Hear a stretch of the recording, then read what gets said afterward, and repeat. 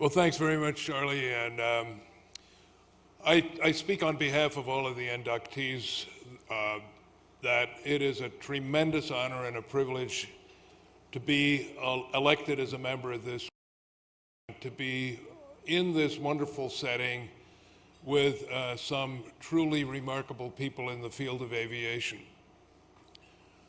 I must say I approached this with a degree of humility because I read the description and I think it's either professional aviators who have become celebrities or celebrities who have become aviators. And unfortunately, I personally fall somewhere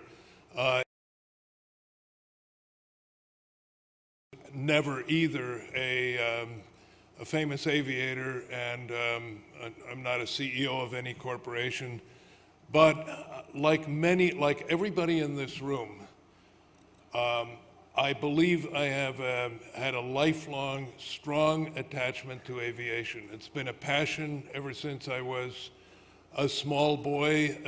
I was born in 1932. I was 7 years old when World War II broke out.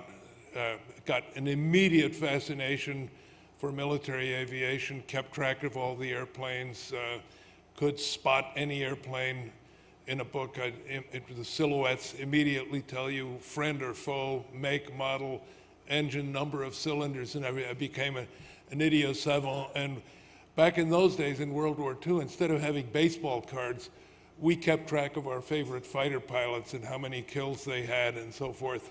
I mean, they were our role models and our celebrities.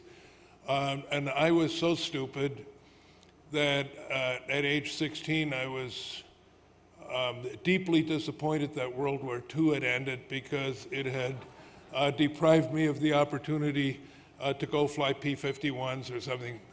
The inspirational films for me were early on John Wayne flying Leathernecks.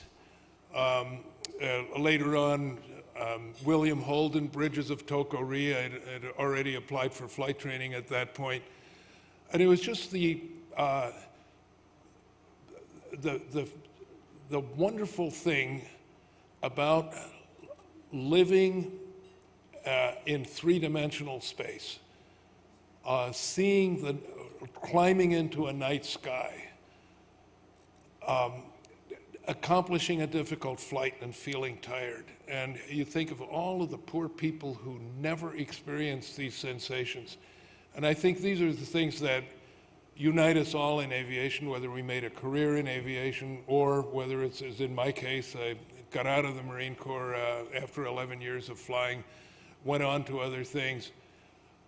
But this is the thing that unites us, is this thrill of aviation and the capability that it gives us. We look at the airplane, it is one of the greatest human artifacts because of all of the vehicles that man has invented, only the airplane permits us to move in three-dimensional space.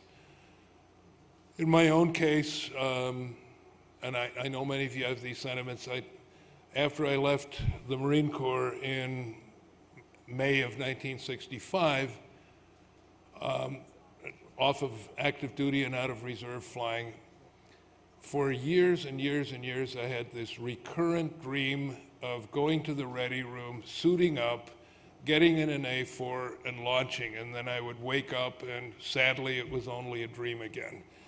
And then finally, thanks to the collapse of the Soviet Union, which I think all of us had a part in bringing about, their airplanes became available for very little money, and I was able to really be able to step back into my youth, acquire a military airplane, and start flying again almost 30 years to the day. A fantastic, fantastic experience. And now I try to get at least 10 hours a month in the Alpha Jet and the L-39. So in my case, it's not a profession, it's a passion. And as I say, personally, I think many inductees are more qualified for this than I am, but as I say in my career, the fact that I don't qualify for an award has nothing to do with accepting it or not.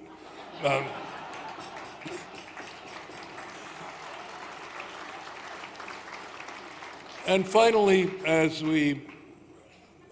think It's just one moment of kind of a reflective thought, and it was given to me by my son-in-law, who is also an aviator, and by the way, son of a retired Marine colonel who was a military aviator and a test pilot at Pax River. Greg said to me, you know, one thing you might say tonight is that we are privileged to live in this country which almost uniquely places almost no restrictions on personal freedom and private aviation. And I think that's an important thing to reflect on, because you go to any other country to try to fly, take off without a flight plan, go someplace, land, stay overnight, come back. It is almost unthinkable in any other country, even in other democracies. My other country, the country I was born in, it was in Switzerland. The concept of owning a former military airplane, going out on a Saturday morning, suiting up, and taking off without a flight plan is absolutely alien to any other country than the United States. So while we may bemoan certain facets of the country or its economy at this point, but this is one essential freedom we have.